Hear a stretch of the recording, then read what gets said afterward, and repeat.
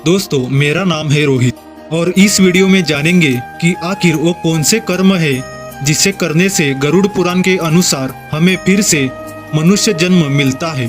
साथ ही उन पापों के बारे में जानेंगे जिसे अगर आप करोगे तो आपका जन्म किसी गधे या कुत्ते के रूप में होगा। ऐसे ही धार्मिक और ऐतिहासिक जानकारी प्राप्त करने के लिए हमारे चैनल को सब्सक्राइब जरूर करें। दोस्तों, अगर गरुड़ पुराण की बात करें तो मनुष्य के हर कर्मों का लेखा जोखा दिया गया है, जो कि न केवल उसके पाप और पुण्य को दर्शाता है बल्कि मरने के बाद मिलने वाली सजा और अगले जन्म के क्रिया के बारे में बताते हैं। गरुड़ पुराण के अनुसार कर्म अच्छे हो या बुरे, उसका फल हर जीव को निश्चित मिलता है। मनुष्य के हाथ सिर्फ कर्म करना है, उसका सही फल देना भगवान के हाथों में होता है।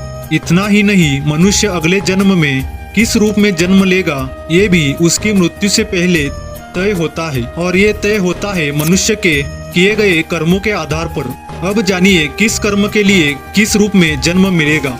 गरुड़ पुराण के अनुसार जो अच्छे कर्म करते हैं सिर्फ उन्हें ही मनुष्य जन्म मिलता है, और कुछ जीव ऐसे भी हैं जो अपने बुरे कर्मों की वजह से 84 लाख जीवों में भटकते रहते हैं और अंत में उन्हें मनुष्य जन्म मिलता है।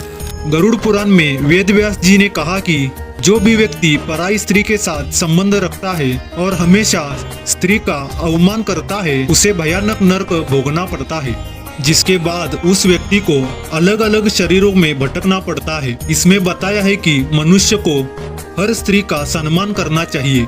जो नहीं करते वो सबसे पहले भेड़िए के रूप में जन्म लेते हैं, जिसके बाद कुत्ता, फिर सियार, फिर गीदड़, सांप, कौवा और अंत में बगला बनते हैं।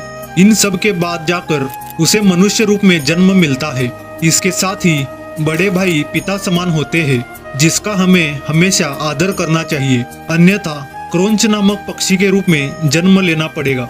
इस पक्षी की आयु 10 साल होती है, जिसमें अगर भगवान की कृपा हुई तो वह फिर से मनुष्य रूप में जन्म ले सकता है, अन्यथा उसे भी अलग अलग शरीरों में भटकना पड़ सकता है।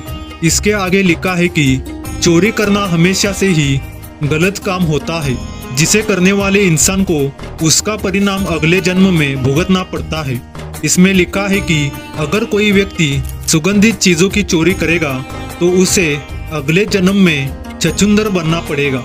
उसके बाद लिखा गया है कि अगर कोई व्यक्ति किसी की हत्या या उससे भी भयानक कुछ करता है तो उसका जन्म गधे के रूप में होता है, जिसे जीवन भर सिर्फ काम और दुख ही प्राप्त होता है।